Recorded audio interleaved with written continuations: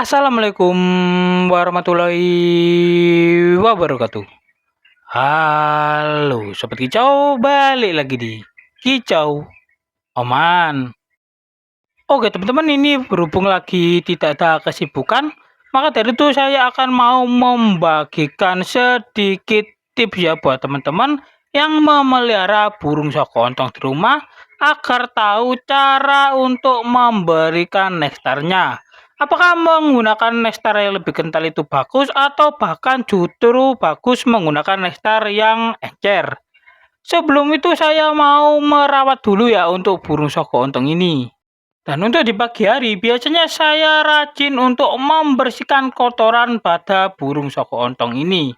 Nah, seperti ini ya, ini sampai numpuk karena sudah 2 minggu teman-teman tidak saya bersihkan. Karena memang banyak banget kesibukan di dunia asli teman-teman. Maka dari situ kita bersihkan dulu untuk sangkar dari burung soko ontong ini. Karena jika lama banget tidak dibersihkan, biasanya ada yang sampai 1 bulan, 2 bulan, itu biasanya burung sokonya rawan banget kena penyakit teman-teman. Dan ini adalah nekstar yang akan saya pakai untuk memberi makan burung sokontong kesayangan saya. Dan di depan kita ini ada 2 jenis nekstar teman-teman. Yang sebelah kiri adalah nekstar merah yang kental dan yang sebelah kanan adalah nekstar yang cukup cair. Oke, untuk ini sebelah kiri adalah nekstar yang beberapa minggu yang lalu saya racik sendiri. Buat teman-teman yang belum tahu atau belum menonton videonya, teman-teman bisa scroll di channel YouTube saya, di situ sudah lengkap. Bahan-bahan pun sudah saya sebutkan satu persatu di video pembuatan nekstar tersebut. Dan kita beralih ke nekstar yang sebelah kanan ini.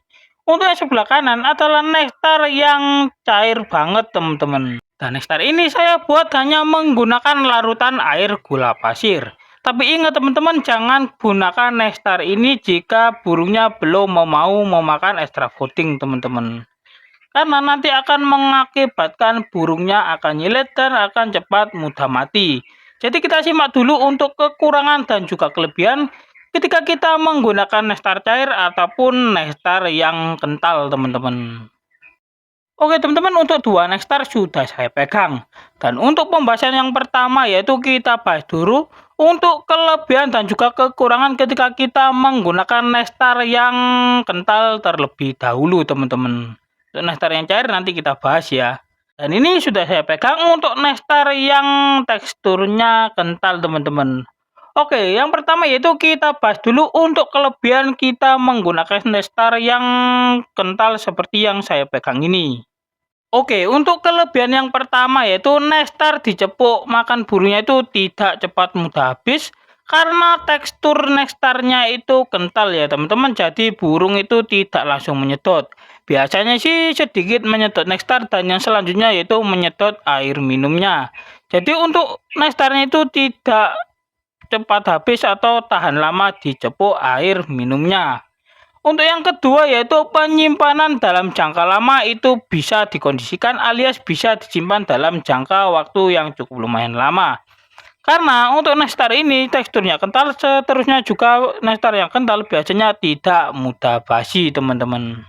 Nah untuk yang selanjutnya yaitu kita bahas juga untuk kekurangan ketika kita menggunakan nekstar yang kental seperti ini.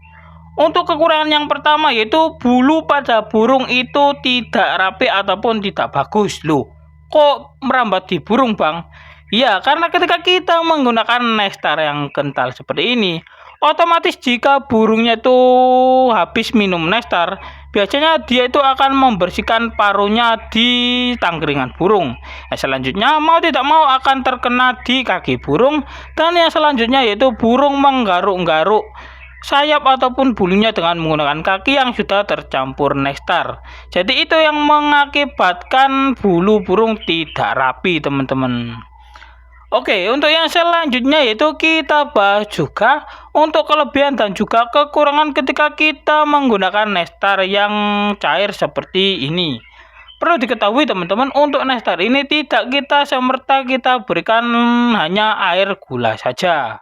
Karena jika hanya digunakan atau diberikan air gula saja dan burungnya tidak mau memakan extra fooding, itu akan membuat burungnya cepat nyilet kurus ataupun burungnya akan lebih cepat mudah mati teman-teman. Jika menggunakan nestar ini, teman-teman bisa gunakan sebagai pengencer untuk nestar yang kental tadi teman-teman. Kelebihan kita menggunakan nestar yang encer, yang pertama seperti kekurangan yang sebelumnya, yaitu bulu burung akan lebih terlihat rapi, karena untuk burung sendiri ketika menghisap nektar yang encer, biasanya tidak langsung digaruk-garukkan ke tangkringan burung.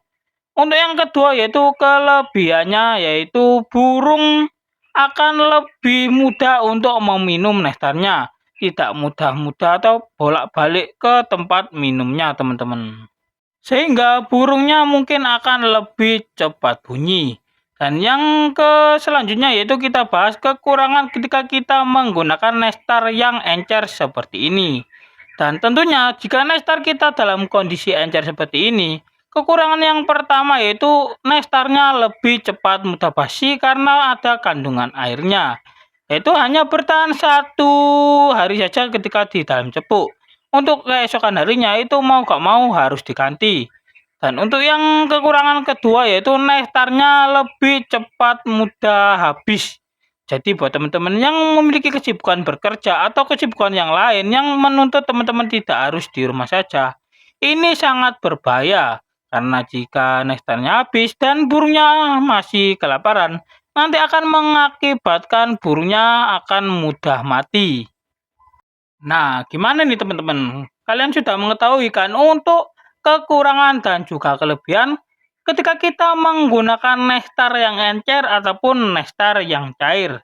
Untuk buat teman-teman yang bertanya kepada saya, Bang, bagusan mana sih, lebih bagusan mana ketika kita menggunakan nektar yang encer ataupun menggunakan nektar yang cair? Dan untuk jawaban dari saya pribadi, biasanya saya menggunakan nektar yang encer, teman-teman.